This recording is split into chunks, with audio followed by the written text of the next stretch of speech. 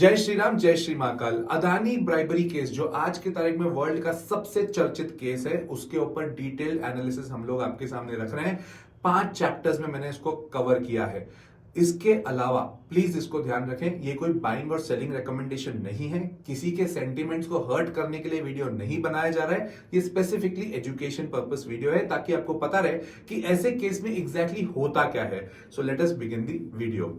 Chapter 1, गंदा है पर धंधा है। ये 2019-20 में अजूर पावर जो कि अमेरिकन कंपनी है और अदानी ग्रीन जो कि इंडिया की कंपनी है, इन दोनों ने मिलकर सोचा कि हम SECI जो that is solar energy corporation of India जो कि इंडियन कंपनी है, इंडियन ऑर्गेनाइजेशन है, उनके पास जाते हैं और उनको हम अपना पावर सप्लाई करते हैं। ये पावर कहां यूज होगा? SECI के थ्रू अलग अलग स्टेट्स में ये पावर जाएगा। तो फंडा बहुत क्लियर है।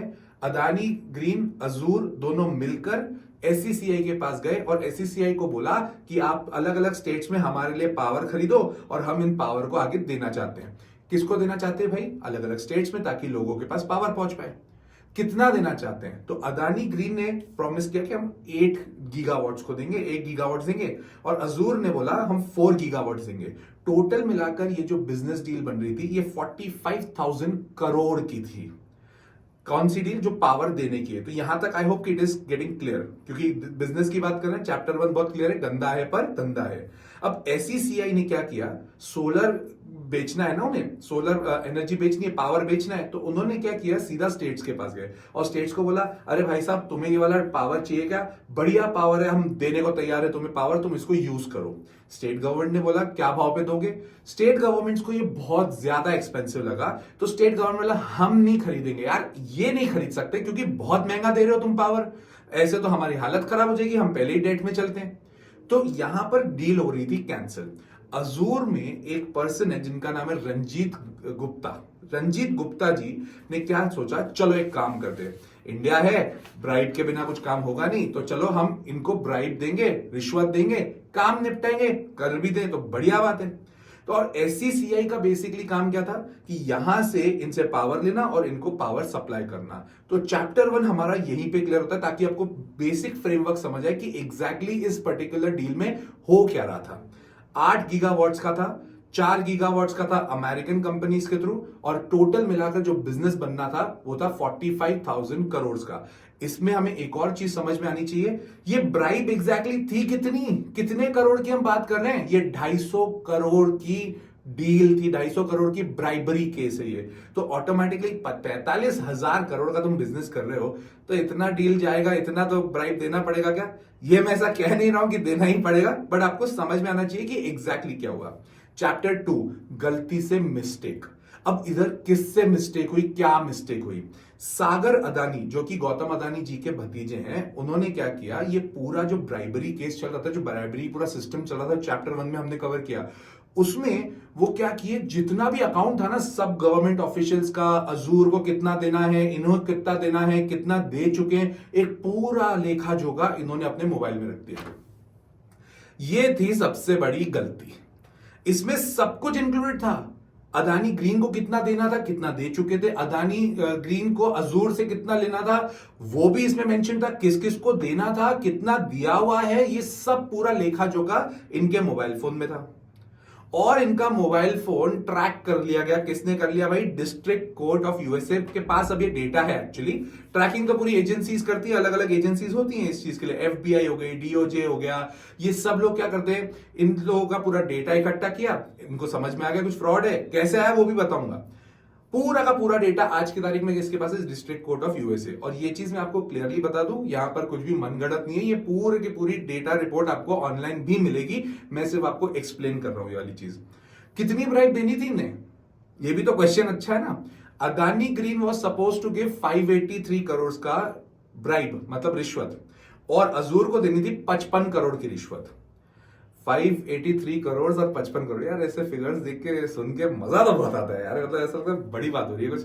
अब इस बीच में क्या हुआ, अब ये डेटा ऑलरेडी किसके पास पड़ा था? सागर अदानी जी के पास पड़ा हुआ था, वो उनका डेटा उन्होंने पकड़ भी लिया।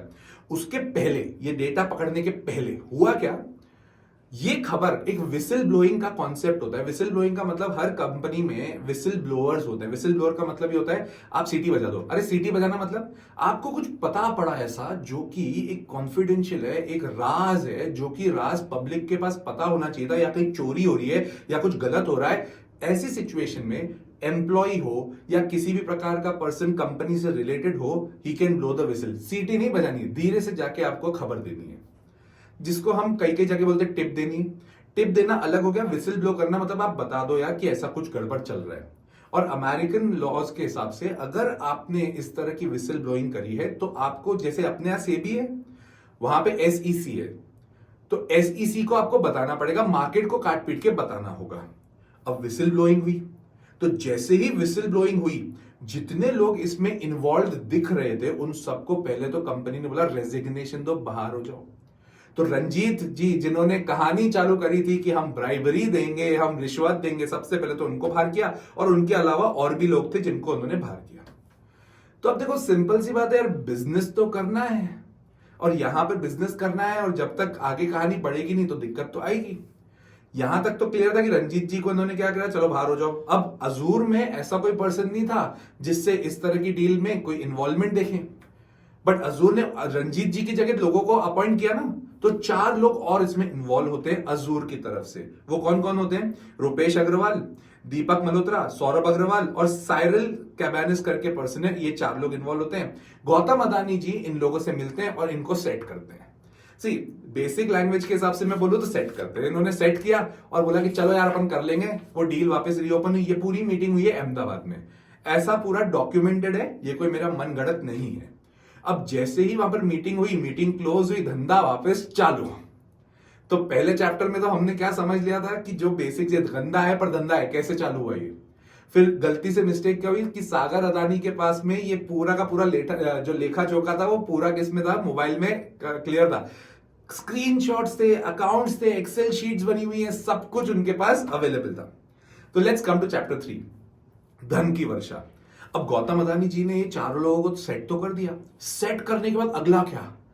पैसा चाहिए। ये कॉन्ट्रैक्ट है सोलर का, इतना बड़ा सोलर का कॉन्ट्रैक्ट है, कैसे पूरा करेंगे? तो अदानी ग्रुप ने क्या किया, सीधा कुछ नहीं किया, इन्होंने बोला पैसा तो चाहिए, अब पैसा उठाना पड़ेगा ना कहां से, तो इन्होंने अमेरिका से उठाया। तो कितना उठाया? $1.35 बिलियन का लोन लिया, और उसके अलावा $750 मिलियन के बॉन्ड्स बेचे हैं, जिसमें से 25% जो था ना वो वहां के रिटेल इन्वेस्टर्स ने डाला है पैसा। अब जब ऐसी सिचुएशन होती है ना, तो अमेरिकन गवर्नमेंट सतर्क हो गई ना यार। यहां पर अगर मैं बोल रहा हूं कि मेरे लोग ही इन्वॉल्व है, उनका पैसा इन्वॉल्व है, तो उनको और डर लग रहा है यार, ये क्या चल रहा है। पहले तो ब्राइबरी केस भी आ गया, उसके बाद मेरे लोगों का पैसा लगा हुआ है, लोन दिया हुआ है हमने। तो ऐसी सिचुएशन में अदानी ग्रुप के पास पैसा तो आ गया, क्योंकि इन्होंने लोन भी ले लिया था और $750 मिलियन का इन्होंने बॉन्ड भी इशू कर दिया था। पैसा तो आ गया था। अब पैसा आ गया तो बिजनेस आगे करना है। 3 चैप्टर्स में आपको ये समझ में आ गया होगा, गंदा है पर धंधा है। धंधा समझ आ गया क्यों हुआ, चालू कहां से हुआ। देन सेकंड में आपको ये जरूर समझ आया होगा कि एग्जैक्टली गलती किसकी थी, कैसे चालू हुई है गलती। और थर्ड में पैसा बहुत ज्यादा इन्वॉल्व हो चुका था। Now let's come to chapter number 4, which is a very interesting topic. पलटा पलटी। कौन पलटा, कैसे पलटा, कैसे पलटी हुई, ये सारी चीजें इसमें समझ में आएगी। पैसा इतना इन्वॉल्व, विसिल ब्लो हो चुकी है, यहां पर लोग इन्वॉल्व हो चुके हैं। तो एसईसी जो वहां की सेबी है, उसने अजूर को बोला कि तू एक काम कर, तेरे अभी तक जितने भी कॉन्ट्रैक्ट्स थे ना, जितने भी तूने आज तक कॉन्ट्रैक्ट्स किए हैं, उनका सारा डेटा मेरे को दे, मेरे को उसको चेक करना है। और जितनी तेरे पास कंप्लेंट्स आई है ना पहले, जैसे वो विसिल ब्लोइंग वाली हुई थी ना, तो जितनी विसिल ब्लोइंग वाली भी कंप्लेंट हुई है वो सारी की सारी उसका जो डॉक्यूमेंटेशन है, डेटा दे, मेरे को उसको एनालाइज करना है। अब ये एनालाइज करना है मतलब ये नॉर्मल ऑडिट हो सकता था, ऑडिट ही था कि आपको चेक कर रहे हैं कि भाई साहब आपके ऊपर थोड़ा शक था, तो आप थोड़ा जरा बताइए तो सही एग्जैक्टली क्या कहता, डेटा दे दो, बाकी हम खुद चेक कर लेंगे। तो अजूर ने क्या किया, दिया। उसके पहले ये जो 4 लोग थे ना, जो अभी गौतम अदानी से मिले थे, जो नए बंदे थे, Saurabh ji, Rupesh ji, then there was Deepak and Cyril, इन लोगों की ना हालत हुई खराब। अब यार डर तो लगेगा, क्यों नहीं लगेगा। अब इन्होंने बोला हमारे डॉक्यूमेंट्स दो, और उस डील में ये लोग इन्वॉल्व थे, तो इन्होंने सबसे पहले क्या किया, पलट गए। सबसे पहले पलटी इन्होंने मारी। इनके ऊपर पूछा गया, एफबीआई ने बुलाया इनको, डिपार्टमेंट ऑफ जस्टिस ने बुलाया, एसईसी ने बुलाया, आके मिलो, समन दिए थे, आके मिलो, हमको थोड़ी बहुत चीजें एक्सप्लेन करो। ये वहां जाकर सब कुछ बोला है। ब्राइबरी इन्वॉल्व थी, गौतम अदानी जी इन्वॉल्व थे, और ये सारे जो उन्होंने एक एक जने का जिस जिसको भी पैसा दिया था, जहां जहां से दिया था, वो सब डेटा इनको यहां मिल गया। और फिर उसके बाद एसईसी और वहां के एफबीआई ने, सागर अदानी जी उस समय थे यूएस में ही, और वो डेटा किसके पास था? सागर अदानी जी के पास था। इंफॉर्मेशन क्या मिली हुई थी कि कौन कौन इन्वॉल्व है, कितने लोग इन्वॉल्व है, कितनी की डील है, क्या डील है, वो डेटा किसने दिया? ये 4 लोगों ने। किसको दिया? एसईसी को दे दिया, एफबीआई को दे दिया। इन्होंने डेटा लिया, इधर से रीचेक करने के लिए सागर अदानी को पकड़ा, और उसका फोन और जो भी उसके पास टैबलेट थे सब कॉन्फिस्केट कर दिए, और उसके ऊपर डिटेल्ड समरी बना दी कि एग्जैक्टली क्या हुआ है। दोनों डेटा मैच कर गए। फंस गई कहानी। ये पलटा पलटी के केस में ये पूरा हुआ है 17 मार्च 2023 में, अभी भी 1.5 साल पहले। अब जाके खुला है, अभी क्यों खुल गया? ये भी तो एक क्वेश्चन होना चाहिए, बट उसके बारे में भी बात करूंगा। अब यहां पर केस हो गया है खराब। सागर अदानी जी का मोबाइल में सारा डेटा था, यहां पर ये चारों लोगों ने अपनी पूरी पलटी मार के पूरा का पूरा डेटा बता दिया। Game over. अभी तक आपको अगर मेरा कंटेंट समझ में आ रहा है, so please like and subscribe the channel also, and do comment आपको क्या लगता है, ये वाला ग्रुप टिकेगा या नहीं, कि खत्म हो जाएगा ग्रुप। अब आ जाते हैं हम आखिरी चैप्टर पे, दैट इज चैप्टर नंबर 5, ये दोस्ती हम नहीं तोड़ेंगे। ये पूरी सिचुएशन के साथ में जब नाम इतना खराब हो गया, तो सारे स्टॉक्स 30, 35, 40, 45% गिर गए। गिरना वाजिबी भी था। कौन इन्वेस्टेड रहेगा ऐसे ग्रुप में जहां पर अभी ब्राइबरी का केस चल रहा है और वहां पर उनका नाम डिफेम होने वाला है? तो सारे इन्वेस्टर्स को डर तो लगा। जब हिंडनबर्ग केस हुआ था, तो हिंडनबर्ग केस के समय भी एक ग्रुप था, उस ग्रुप का नाम है जीक्यूजी पार्टनर्स। ये इन्वेस्टर्स हैं, यूएस में हैं, और इनके जो सीईओ है दैट इज राजीव जैन जी। इन्होंने क्या किया, इन्होंने अब जाके उस समय हिंडनबर्ग के टाइम पर जब इतना सब गिर रहा था ना, तो इन्होंने बोला अरे यार कोई गड़बड़ नहीं है, कोई दिक्कत नहीं है, हिंडनबर्ग बोल रहा है बट इनमें इतनी प्रॉब्लम नहीं है। उन्होंने तब भी इनको सपोर्ट किया था, इस सिचुएशन में भी ये लोग अब सपोर्ट कर रहे हैं। जीक्यूजी पार्टनर्स ने क्लियरली बोला है हम अपना स्टॉक नहीं बेचेंगे जो अदानी ग्रुप में लगा हुआ है, हमको इस बात से कोई मतलब नहीं है। ये जो भी केसेस चल रहे हैं सब रफा दफा हो जाएंगे, कोई दिक्कत की बात नहीं है। अभी डोनाल्ड ट्रंप साहब को आने दो, देखना सब रफा दफा होंगे, कोई दिक्कत वाली बात नहीं है। फालतू में जो ट्रांजिशन हो रहा है ना, पुरानी पार्टी से नई पार्टी जो यूएस में आ रही है, उसके चक्कर में भी हो सकता है, ऐसा जीक्यूजी पार्टनर्स कह रहे हैं। हमने इनको तब हिंडनबर्ग के केस में भी इनको हमने सपोर्ट किया था, यहां पर भी हम करेंगे, ऐसा हिंडनबर्ग कह रहे हैं, सॉरी जीक्यूजी पार्टनर्स कह रहे हैं। और इसके अलावा आबू धाबी के जो इनके फंड पार्टनर्स थे, इनफैक्ट इजराइल के जो फंड पार्टनर्स थे, उन्होंने भी इनको सपोर्ट किया है। अभी तक का पूरा केस तो ऐसे ही चला है। यूएस में अभी तक इतिहास रहा है कि इस तरह के केसेस में नॉर्मली केसेस के जो जजमेंट है उसको बाद में रिवर्ट भी किया जाता है। अदानी ग्रुप की तरफ से भी क्लैरिफिकेशन आ चुका है कि अभी तक हमारे पास किसी भी तरह का इस तरह का कंफर्मेशन नहीं है कि ये लोग इन्वॉल्व थे, और ये जजमेंट क्लियर है।